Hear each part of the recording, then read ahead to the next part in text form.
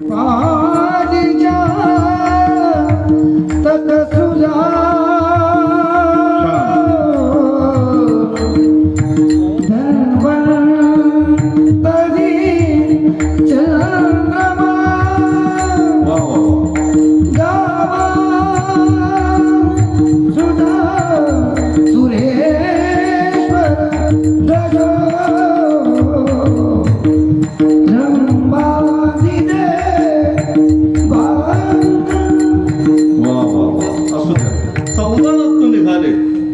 हे सगळे 14च्या 14 रत्न इतरांनी वाटून घेतले आणि भगवान महादेवांनी विष घेतलं.